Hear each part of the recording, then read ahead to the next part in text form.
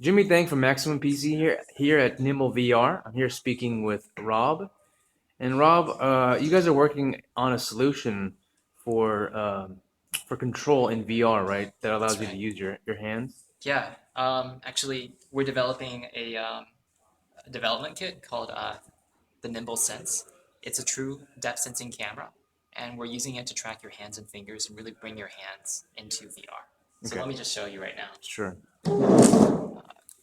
So it's essentially an attachment that goes on top of your That's wrist. right. It's just something that just kind of plugs into the Rift here, Okay, and when I put this on and I show my hands, I'm basically interacting. I'm bringing my hands into virtual reality, so I can grab things like this. I can take something, look closely at it. I can you know um, grab stuff like these dice and that sort of thing. So I, I don't know. You get the idea that yeah, I can actually kind of manipulate and interact in 3D with this device here. gotcha. Cool. Um, So there's one camera that mounts on top of the headset, and then you that's have a right. separate camera on a tripod. It looks like over there, or is that just for the positional tracking? That's just the positional tracking Okay, for the Oculus. Rift, and Okay, and actually we try to do a good job at making sure that we don't block any of the LEDs okay. on the Oculus, so that positional tracking works just fine, Right, even with because this Oculus camera. does warn not to block the sensors on the front of the headset. That's right. Yeah. Um, yeah. So I can show you more things as well. Sure.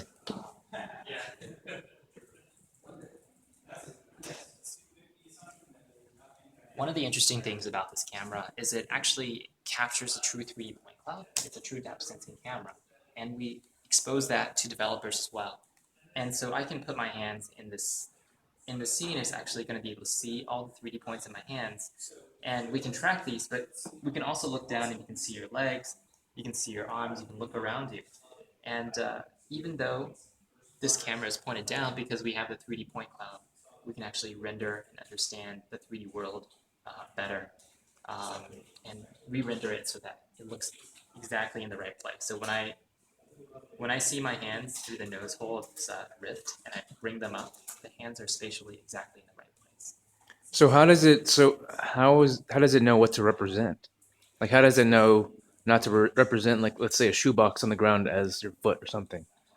Yeah, so right now we only track hands and fingers. And so it's trying to classify all the elements in the 3D scene about whether this is a hand or not hand. Uh, Gotcha. and It's true, this is actually a pretty tricky problem. Hands are usually connected to arms, and that's one good cue. But I can almost certainly try to make a foot look like a hand if I bring it up really far or put my headset really far down. Okay, But Yeah, we feel like we can solve these problems. gotcha. And it seems like I think you're on the right track as someone who's a VR enthusiast.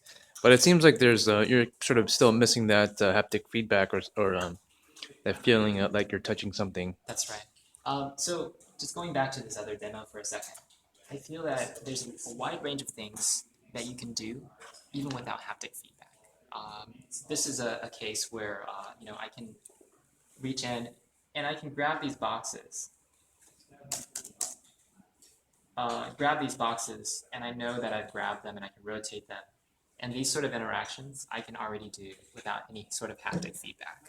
Gotcha. There are other interactions that you might not actually need haptic feedback for, kind of more casual. Just kind of pull up one more thing. More casual interfaces. This is a case where, let's say, you're sitting back and you're watching a movie in virtual reality. Now, if you want to do anything with the movie, like pause it or change the volume or doing something like that, you might not need haptic feedback to do that, right? You can actually just control it without putting any sort of glove, any sort of controller on, and I can just play this movie Yeah, like the Minority Report thing. yeah, that's right. And because I actually can see these buttons in 3D, they're rendered correctly in 3D.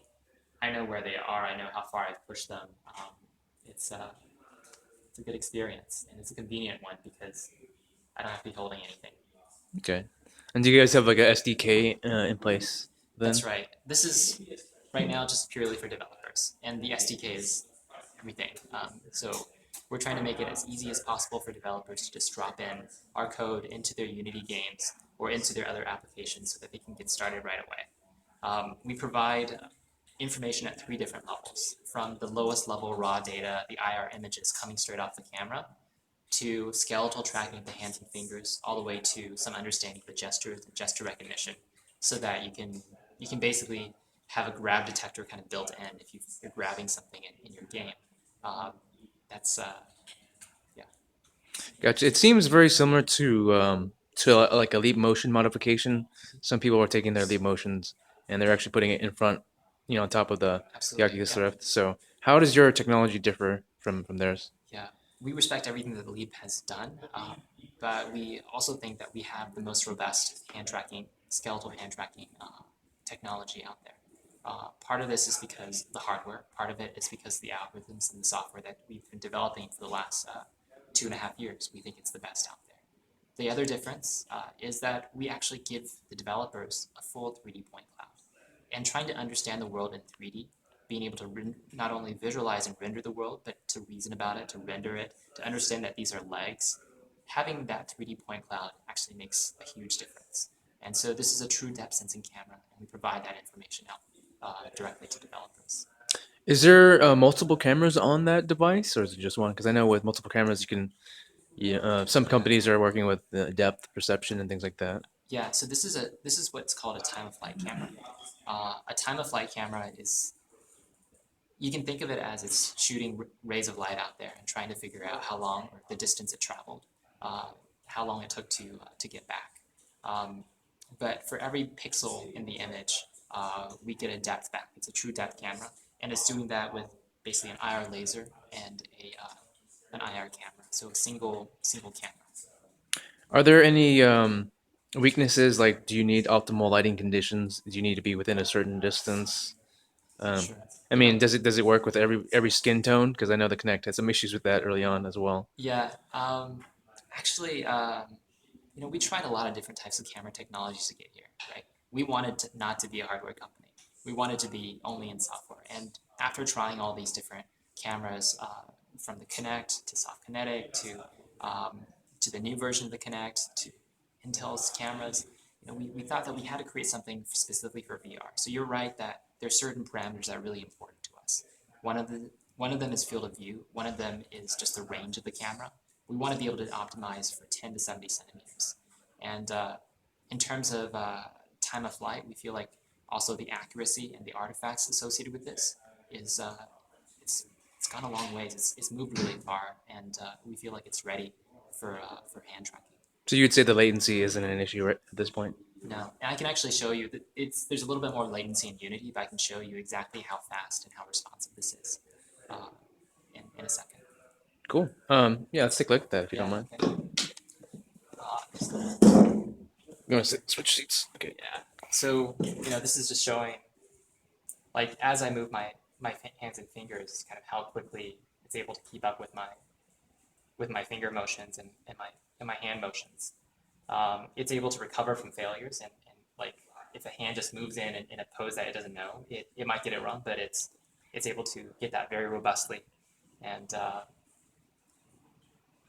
yeah, you can see kind of the responsiveness of the system. Uh, Out of curiosity, what happens if somebody is missing a finger? Will it know yeah, that? I mean that's something that we're gonna have to work on and try to fix before we finally deliver the software and hardware for the Kickstarter. This is still definitely a work in progress. Okay. But yeah, it'll try its best to fit the model. But right now, we are assuming a five-finger model. Gotcha. And do you see this working with games that legacy games, or is it just going to have to essentially work with games that aren't out yet that have to sort of develop with it in mind? Yeah. So for the Oculus Rift, I mean, you can ask the same question about VR, right? But then I think, I mean, I would say for that, I would say the best games for VR are yet to come, but it still does work with legacy support, legacy games with additional support. Yeah. I want to stress that this is not a finished consumer product in any way, right? Mm. And we're kind of relying on developers to create new experiences. We think that in terms of point and shoot games, uh, first-person shooters, you're gonna have to you're gonna have to figure some things out in terms of how they migrate. But the things that we're really excited about are exploration games where you're actually picking things up, examining it, understanding the world around you, or games where you're moving pieces around on the game board, strategy games like that. And a lot of those things are kind of still yet to be built for VR yet. So I would say we're looking for developers of games that are in progress, are really considering new interactions.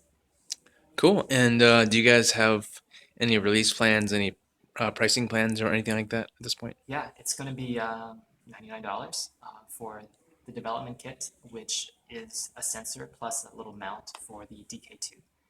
We also support some accessories for, say, the DK1 or for mounting it on your desk or other things like that. Gotcha.